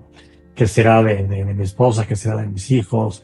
En fin, se detonaron en estos 15 días estas preocupaciones que tuve que controlar en mi mente por meses para enfocarme a las acciones que sí tenía que hacer para sobrevivir. Y bueno, afortunadamente se pudo dar bien el intercambio. Se dio en la Ciudad de México. Fue un tema bien complicado, casi de película. El rescate fueron 2 personas. Uno de ellos fue un padre jesuita que desafortunadamente murió hace unos años. Pero lo increíble de esta historia es que este padre, 1 o 2 días antes de haber dado, de embarcado a esta aventura, justo le había dado una quimioterapia. Estaba él pues gravemente enfermo de cáncer, y aún así él se prestó para esta misión, que sin él, quién sabe si se hubiera concretado de manera exitosa, porque parte de las requisiciones de los secuestradores es no puedes llevar teléfono, no pueden llevar GPS. Entonces este padre de alguna manera había vivido en México en su juventud y conocía perfectamente las zonas donde se tenía que mover, y eso en verdad fue una providencia y un gran acto de valor de su parte, de la cual yo siempre le voy a estar eternamente agradecido. Y finalmente, pues un 14 de septiembre me liberaron con protocolos muy cuidados, donde pues no pude ver absolutamente nada de ellos, de su identidad, de dónde estaba. Supongo que han de haber sido como a las 5:30, 6 de la mañana. Me abandonaron en un paraje oscuro. Yo estaba completamente vendado de los ojos. Antes del vendaje tenía parches postoperatorios, luego vendaje, luego los mismos gobles negros con los que me capturaron. Entonces, en verdad, pues me secuestraron fantasmas y me liberaron fantasmas, a los cuales nunca pude ver, nunca pude escuchar sus voces, con los cuales nunca tuve una interacción de ningún tipo, donde no se pudo crear jamás un vínculo de empatía, donde ellos en verdad me bajaron a la calidad de un objeto, porque es la única manera que yo puedo razonar que puedes tratar así a un ser humano sin sentir un sentimiento de culpa, sin ayudarlo tantito, de verlo sufrir como me vieron sufrir ellos a través de sus cámaras, de sus mirillas. Y pues ahí se acabó esta primera fase de mi historia. Después de 290 días de agonizante espera, Alberto finalmente se reunió con su familia poniendo fin a un calvario que parecía no tener fin. Su historia, llena de desgarradoras pruebas y condiciones inhumanas, es un testimonio impresionante de resistencia y resiliencia. La experiencia de Alberto fue tan impactante que sabía que no podía quedarse en silencio. Sentía el deber de compartir su historia con el mundo, así que con determinación y coraje se dispuso a escribir su relato, a pesar de que no fue una tarea fácil. Superar el trauma y revivir los momentos más oscuros de su vida requirió un gran esfuerzo interior. Siempre que estuve dentro de la caja, me prometí 1001 veces que si yo salía con vida, iba a hacerle un testimonio a mis hijos sobre todo lo que yo viví. Obviamente no porque yo quisiera que lo leyeran, pero aunque yo finalmente salí por el pago de un rescate, y quiero que aclarar, de una cantidad muy inferior a la solicitada, creo que en algún punto se dieron cuenta que literalmente la habían cagado y se habían equivocado conmigo, además de que se dieron muchas diosidencias y cosas providenciales, y Dios pues evidentemente cumplió parte del trato que hicimos él y yo cuando decidimos hacer esta comunión en mi encierro. Pero pues solo Dios sabe pues toda la chamba, todo el esfuerzo, toda la voluntad, las 1000 veces que me caí dentro y las 1000 veces que me levanté ahí dentro, por una sola razón: amor. Y yo lo que dije, necesito que mis hijos conozcan esta historia de amor, ¿no? Esa es la esencia de la caja crónica de un secuestro de 290 días. Como alguien, siempre que tenga las razones suficientes, los motivos suficientes, puede salir adelante a pesar de todo. Y por supuesto, pues mis hijos fueron parte importantísima de este ingrediente, también mi mujer, mis papás, pero mi motivación más grande, pues, por supuesto, fueron ellos. Y de ahí fui postergando, por supuesto, la idea de enfrentarme a mis demonios nuevamente en lápiz y papel. No encontraba el tiempo. También yo, como es lógico, tuve que pasaran pues meses, años, porque de alguna manera también yo pudiera reordenarme, reinsertarme en la vida, cauterizar pues heridas y secuelas que me dejó pues esta experiencia no grata. Y de pronto en pandemia, esta nueva pausa que Dios nos mandó, o por la naturaleza nos mandó, encontré este ángulo de ver algo malo, convertirlo en bueno. Y dije, a ver, si todos vamos a estar ahora en este cautiverio en nuestras casas, pues es el tiempo perfecto para que yo me ponga a escribir esta vivencia. No sé si van a ser 10 hojas, si van a ser 30 hojas. Y el tema es que me clavé muchísimo con mi historia. Y fueron más de casi 400 hojas de un libro que se tardó casi 3 años en escribirse. También fue para mí mi mayor catarsis. Logré sacar pues, todo lo que no me había atrevido a sacar con otras personas, llámese mi familia, mis amigos, el psicólogo. Y la verdad es que me desnudé de cuerpo y alma y no me callé prácticamente nada. Y una vez que lo terminé de escribir, sentí como que me había liberado de una tonelada de cemento que llevaba cargando desde que me habían librado. Y fue en ese momento donde de alguna forma dije, este libro, yo creo que aparte de que le puede pues, dar mucha claridad y ejemplo a mis hijos y a mi familia, lo que yo viví y todo lo que hice para no quebrarme ahí dentro, creo que le puede servir también a muchísima gente que le está pasando sumamente mal, que no necesariamente haya vivido o vaya a vivir un tema de secuestro. Es un tema de resiliencia absoluta, de cómo puede resurgir de las cenizas, cómo no le puede, o sea, yo siempre digo que mi mayor aprendizaje, y es lo que me gusta a mí decir siempre, es el tema de no le des a ninguna circunstancia o persona el poder de destruirte. Y yo después de esta experiencia tan horrible, que duró 9 meses y medio, que es casi el periodo de gestación de un ser humano en el vientre materno. Yo estuve lo mismo en un capullo artificial por un periodo similar. Entonces yo digo que el Alberto que entró ahí dentro no es el mismo que salió ahí dentro. Y me he vendido una misión en mi vida de que tengo una experiencia que compartir para bien. No me gusta yo ponerme la etiqueta de víctima. Me gusta mucho más decir que soy un sobreviviente. Y creo que a veces esa palabra hasta me queda chica. Pero pues quiero yo compartir mi historia, mi experiencia.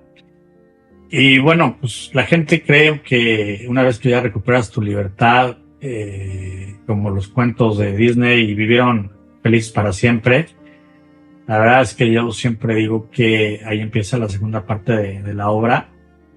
Es complicado, como lo dije anteriormente, pues la persona que secuestran es una y muy distinta cuando con suerte llegan a soltar. Y evidentemente pues yo ya veía el mundo con otra óptica, con un tercer ojo que digo que de alguna forma me salió ahí y que a veces la verdad me estorba mucho porque veo todo de manera muy distinta, sobre todo pues a los propios seres humanos, ¿no?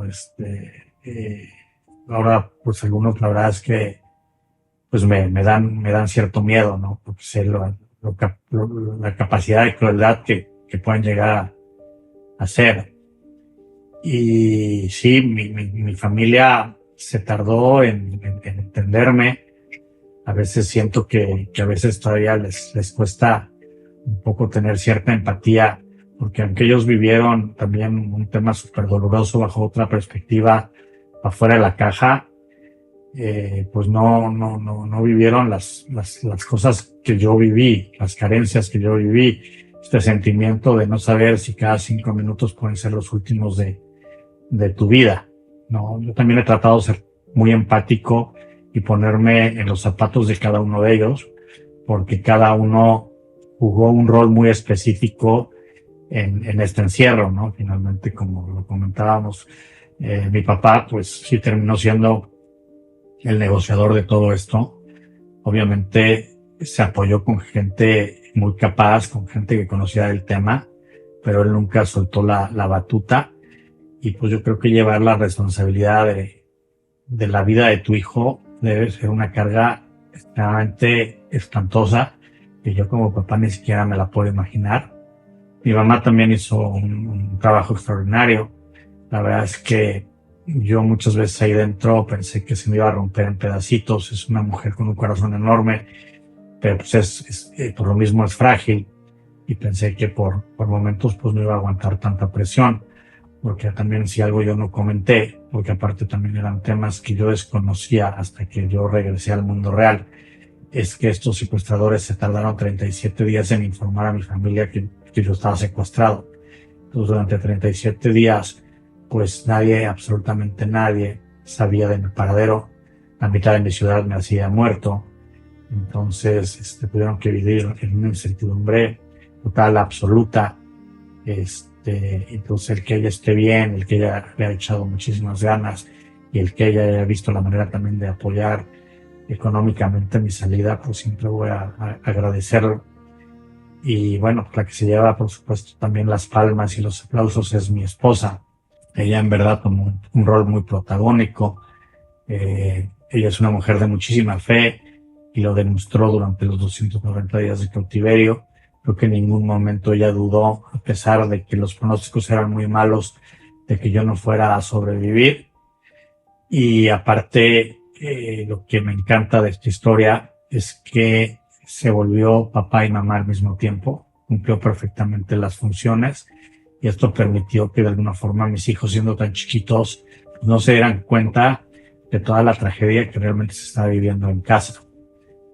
Y algo que también me gusta muchísimo de ella es que alguien acertadamente le recomendó desde los primeros días que yo desaparecí que llevara un diario de todo lo que estaba aconteciendo en la vida familiar y todas esas aparentemente pequeñas cosas que pasaban en el día a día con la familia, con mis hijos.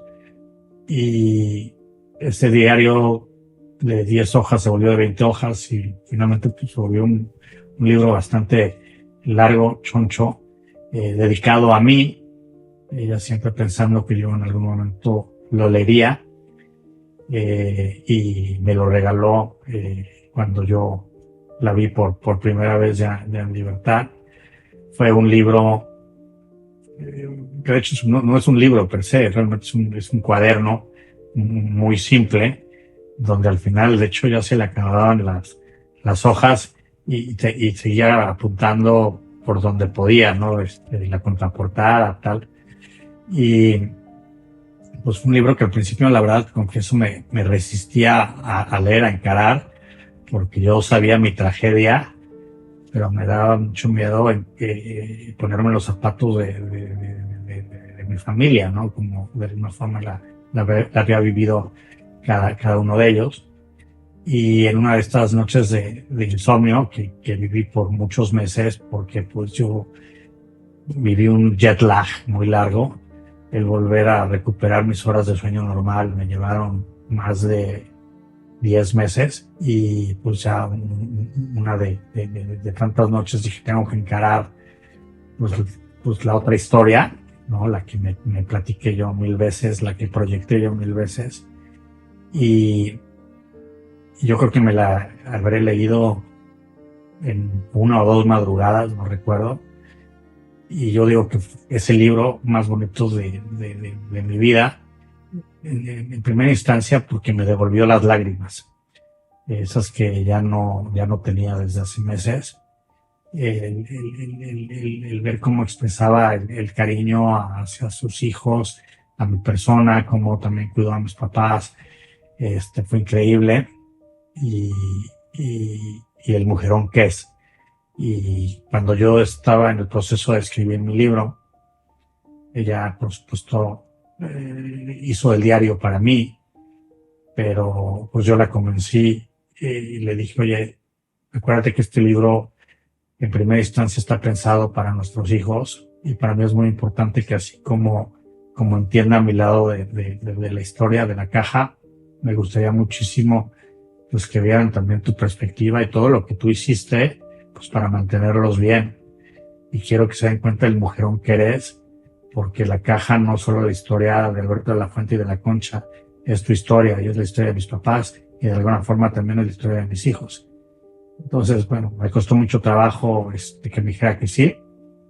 Creo que fue un buen argumento y al final logré intercalar algunos extractos de su diario, y de hecho muchas de las gentes que han leído la caja, que afortunadamente han sido muchos, pero sobre todo la gente que nos conoce, me dice, oye, a ver, la parte tuya es súper dura, es súper cruda, pero donde plano me quebré fue en los extractos de los diarios de tu esposa.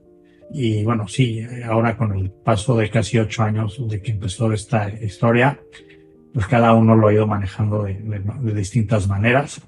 Mi manera de ir sanando es platicándolo, es escribiéndolo y es enfrentando todo aquello que crea que me puede causar ansiedad, que me puede causar miedo, desde regresar a la callecita donde me secuestraron, desde recopilar la mayoría de las rolas que me estuvieron acompañando por tanto tiempo en el encierro.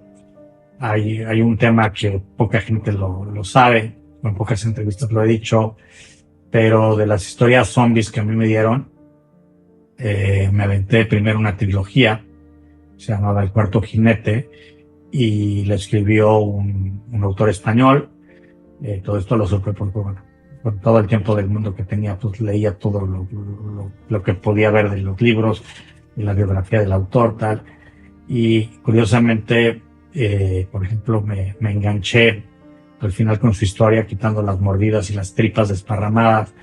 Pues me logró entretener y sacar un ratito pues de mi ternuria con estas historias de este escritor.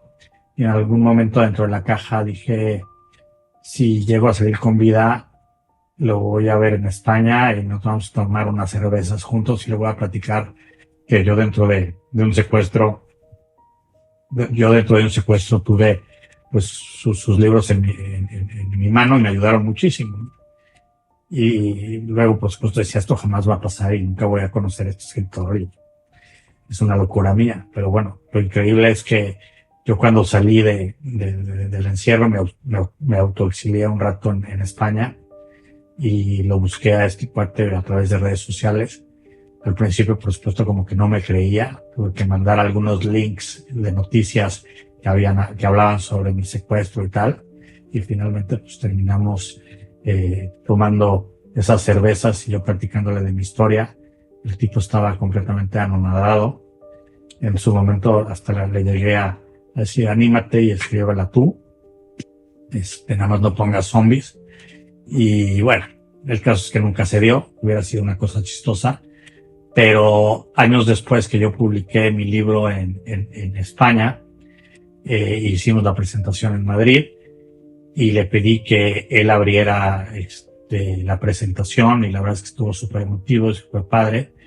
Y son de las cosas que yo hago, ¿no? He tratado de encontrar lo bueno a lo malo y seguir adelante con esta historia que cada vez es menos pesada y cada vez me da razones por las que pensar que por algo pasan las cosas.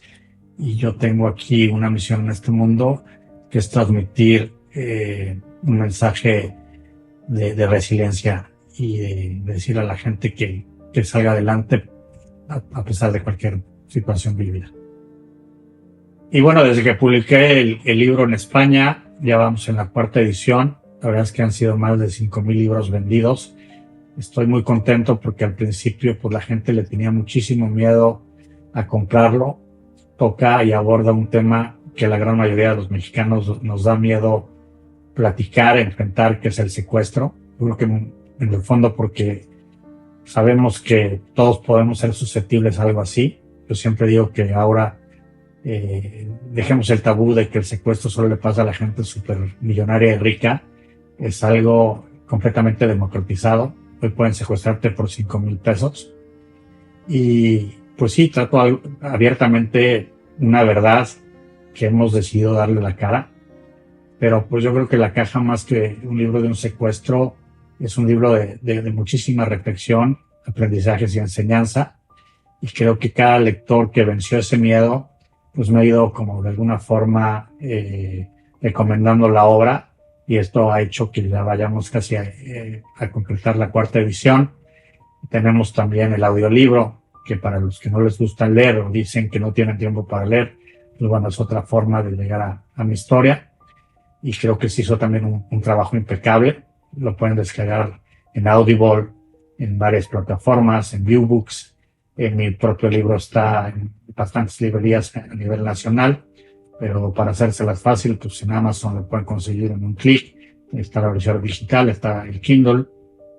Y bueno, pues desde que comencé esta aventura, también me han llamado a dar pláticas en varios foros empresariales, en varios colegios, varias universidades, y soy bastante activo en mis redes sociales. Ahí platico un poco lo que voy haciendo con respecto al libro, las conferencias, y de pronto también publico algunos pensamientos, reflexiones de la vida per se, que muchas veces no tienen que ver ni siquiera con el encierro. Y los invito a que me sigan y que me escriban. Generalmente trato de responderles. Y en Instagram, que es la red que más uso, se llama La Caja 290 días. Acuérdate que todos los lunes en el canal de Pepe Misterio puedes encontrar estas entrevistas y también está mi canal secundario que es Muchos Más Misterios.